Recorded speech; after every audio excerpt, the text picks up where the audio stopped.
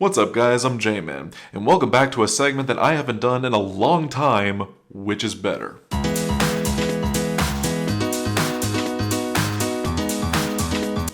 Now this is a segment where I take a look at two films and try to argue which one I think is better, even if everyone else prefers the alternative.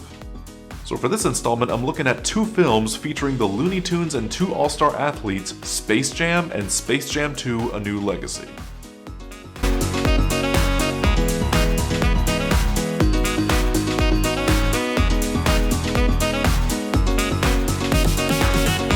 The first movie came out in 1996 and, while not being critically successful, made a lot of kids happy seeing Bugs and the whole gang play with Michael, his Ernest Jordan.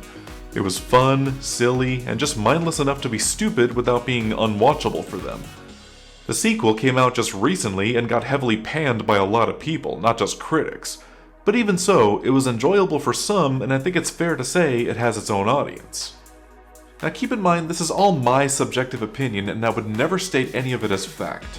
So without further ado, let's get to the comparisons, starting with...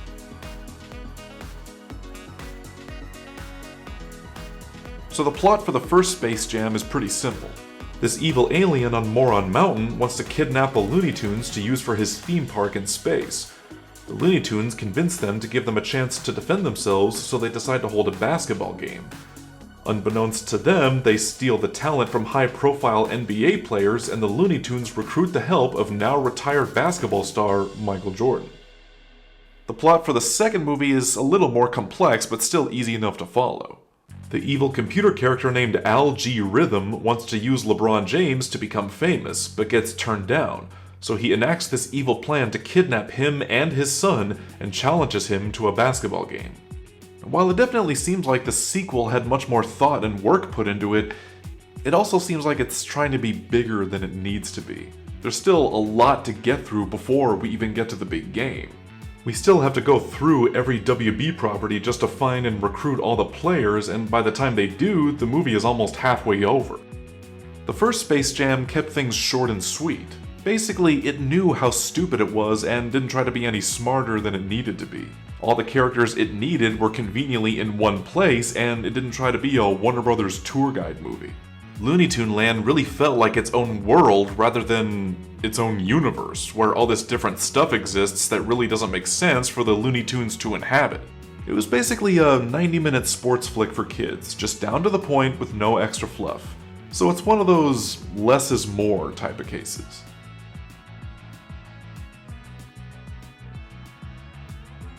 Now, credit where due, LeBron James does have more character development than Michael Jordan does. He wants his son to play basketball like him, but his son wants to do other things.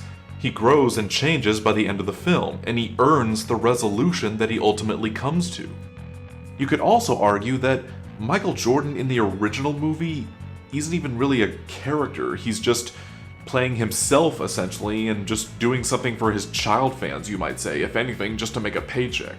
So technically, LeBron James does have better character than Michael Jordan does. The problem with it is that it couldn't be more cliched if it tried. It's basically every father-son trope we've seen for decades. Father pressures son into something he doesn't want to do, learns to let him be himself, the end. You can predict it every step of the way, and you already know exactly how it'll end. You can tell it tries to be deep and meaningful, but it just comes off as tired and unoriginal. Now, even though it's not given that much focus in the original movie, Michael Jordan does technically have a character arc, and it's very unique to him and his career. At the beginning, he wants to be a baseball player, if anything to fulfill a promise that he made to his late father when he was young. He has doubts of himself and his career choice after not playing so well.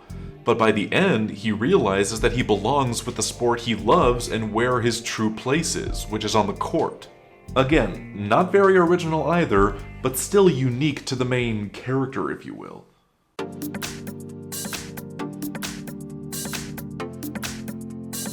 Now, even though the original movie definitely bent and broke the rules of the game a lot, it was still actually a basketball game. The scoring was consistent for the most part. The court was still a basketball court with no fancy power-ups or cheat codes, and If anything, you could argue that the cartoony violence just added more to the tension and stakes of the game. The game in New Legacy is not even really a basketball game. It's just a video game with basketball-like qualities. A lot of it doesn't even make sense, and it's hard to even get invested in it because there's basically no rules to it. Or even if there were, we don't know what they are or how they work. The game is so unpredictable because Algae Rhythm and Dom James just adjust the game however they want, and it's apparently perfectly allowed. There's really no tension to it because the logic of it is so undefined that we can't get invested in it. So they make up for it by having the Toon Squad just come up with distraction after distraction just to get themselves points on the scoreboard. In fact, you could even argue that it's a wonder why Algae Rhythm and Dom even let them score anyway, because everything just seems so one-sided in their favor that it's hardly even really a game. Don't get me wrong, you're allowed to break the rules, but there still has to be rules to break in the first place. Tension can't exist if the logic is not established.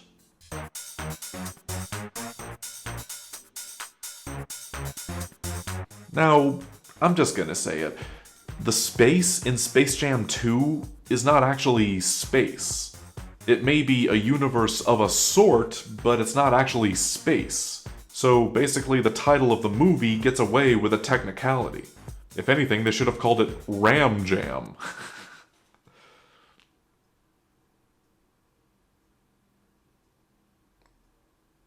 Sorry. In the first movie, during the game, there's all sorts of characters in the crowd, but they were still a crowd full of randoms. It didn't take away from the game itself. In New Legacy, I swear, I had more fun counting all the Warner Brothers characters in the background than I did watching the actual game. And I say fun loosely. Now, I get that the movie was trying to up the stakes by having all these characters and properties in the movie, and had the movie stuck with actual human characters and not WB characters, it would have pulled it off. Because these are people that were literally snatched away from their everyday lives just to watch some random game they happen to be watching on their phones. These are people that will have a real cost if the players lose the game. But instead, they mostly just fill the crowd with other WB stuff that at some point I'm just like, this is not Space Jam. This is Ready Player One and Hook trying to be Space Jam. Yeah, that sounds about right. Now, with the original Space Jam, there is something that not many people have pointed out. In the movie, the stakes are not just with the Looney Tunes being kidnapped to another planet, but also the players in the human world as well, or 3D land as the movie calls it. Since they lost their talent, their entire livelihoods were taken from them as well, and the world is cruel to them because of it. So the game not only rests on saving the lives of the Looney Tunes, but also the actual basketball players as well. New Legacy tries to have something similar with kidnapping real people, but we barely even see them during the actual game, aside from LeBron's family. Building up an entire universe of people, especially for bigger stakes, is definitely welcome, as long as the universe you build is relevant to the story, not the studio.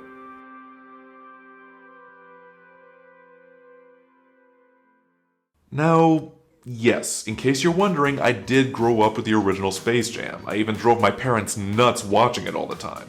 Do I think it's great? Not really. Watching it nowadays, I do think it is pretty dumb, but I still have a soft spot for it. When I heard they were coming out with a sequel for it, I was like, it's about time. Granted, the trailers for it didn't sway me all that much, but I was still genuinely curious as to how they were going to make it happen. And I just didn't care for it. The characters are so cliched, the game itself doesn't make much sense, the Looney Tunes in their 3D form look like stuffed animals, and it's just another case of WB blowing itself for nostalgia's sake. But with that being said, I won't act like I don't understand why some people like it. It does seem like a lot of effort went into making it, and an argument could be made that in some ways it outdoes the original. But for me, just because something thinks it's doing something right, that doesn't actually make it right. So what do you guys think of both of these movies? Whatever it is, don't be shy, leave a reply. Also, be sure to follow me on Facebook, Twitter, and please support me on Patreon. All links are down below in the description. And if you like this video, don't forget to like, comment, and subscribe to the J-Man. Keep looking deep.